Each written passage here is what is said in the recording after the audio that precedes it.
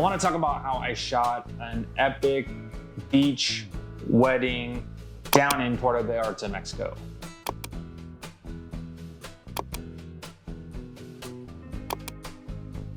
Oh, that is hot. Oh, what's going on with you, chat? Hope you've been well. Hope you've been good.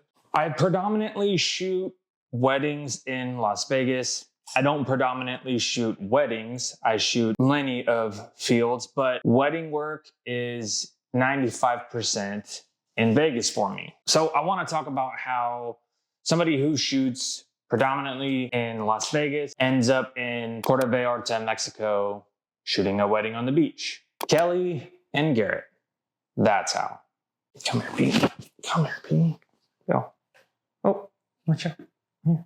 Back in July of 2024, I met Kelly and Garrett. They were coming to Vegas to secretly elope, and they chose me. And when I say secretly, they did have a couple family members there, but it was a secret to parents and pretty much everyone else outside of the 3 or 4 people that were with them that day. They got married inside Sure Thing Chapel. They took photos in Danny's classic car, cracked a few beers, and even had a Jameson shot.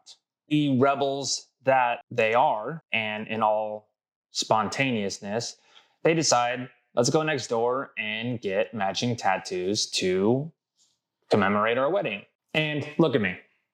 Who am I to advise otherwise? I clicked with Kelly and Garrett instantly. They were amazing energy to be around. It didn't feel like I was photographing strangers. It felt like I was just hanging out with 2 awesome people that I also happened to take great photos of. But like all good times, they must come to an end. I finished up my last few frames of film, gave them a big kiss, and said my goodbyes. Like I do all my couples. Actually, I don't say goodbye to my couples. I just kiss and run. Anyway, weeks go by, film gets developed, film gets sent to Kelly and Garrett, and they are in love with them, which is the best feeling in the world as a creator, as a vendor providing services outside of the invoice hitting, but they can't post them because the fact that they got married was a secret to friends and family. Time goes on and we're talking that they are saving them for their big wedding down in Mexico the following year, which would be this year, 2025. We still kept in touch over time, and somehow it gets brought up they don't have a photographer for their Mexico wedding, or maybe they did and it was like a friend of a friend type of thing, and I'm not sure. As soon as I got that email of, would you be available and interested, we would love to have you, I was like, abso-fucking-lutely, we're booking it, I'm available, I'm blocking off those dates. Absolutely love to shoot a wedding in Mexico on the beach. Let's do it.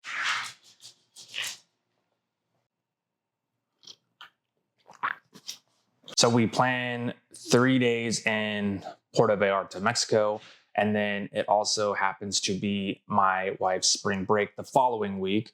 So the conversation gets brought up of, well, would you like to bring your wife too? And absolutely. Following week, we were hopping over to Cabo San Jose for our spring break. So night 1 in Puerto Vallarta, they have a welcome dinner on the beach and they play a video. They play a video from Las Vegas. Guess what they did in Vegas? They play a video that they had put together of flying to Vegas, going to the marriage bureau, and then obviously in the slideshow are my photos from their elopement. So this was like their reveal to their parents, friends and family that they technically actually already got married. That was cool to see and be there to experience. They also revealed the person who took the photos in Vegas was... Now I make sense of why this random photographer from Las Vegas was all the way down in Mexico. Oh, you live in Vegas? Like, why is this photographer how does he know Kelly and Garrett? Slideshow comes out.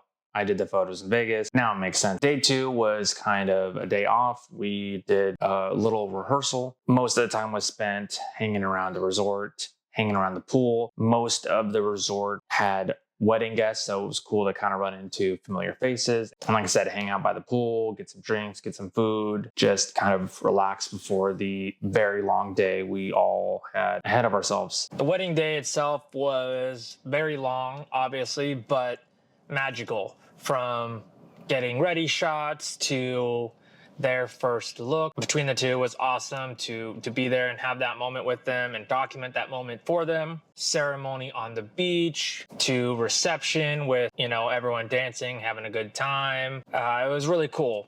And then, of course, sunset hits the coast and I look at Kelly and Garrett. I give them that look like, yo, we need to run to the beach real quick and get some photos while this light is still good and sexy. Pull them away from all the chaos and have a few minutes with them right on the beach. Amazing memories. I feel like I was truly a part of the crew and not just somebody, like a vendor hired to document. Everyone was like really welcoming, really sweet. A few people even pulled me aside throughout the 3 days I was there just to tell me like awesome it is, like my hard work, my work ethic. Also the photos are great from Vegas, from the days surrounding. It made my heart melt, as corny as that sounds.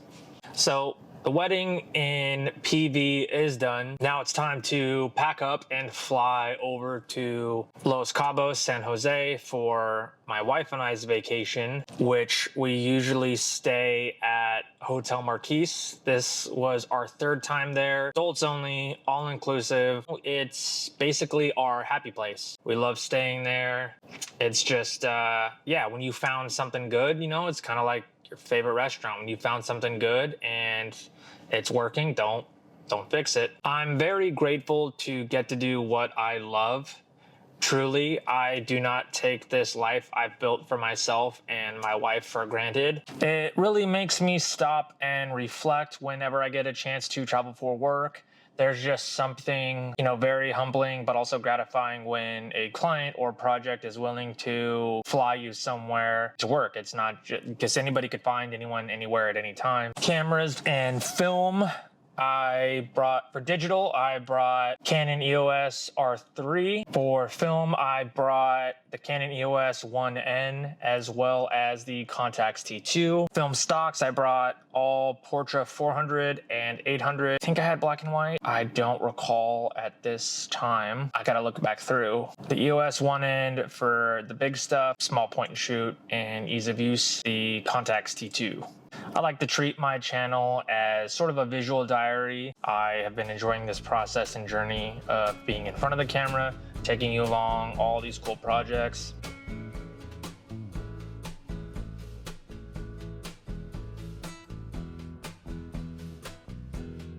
Until the next time, we'll see ya.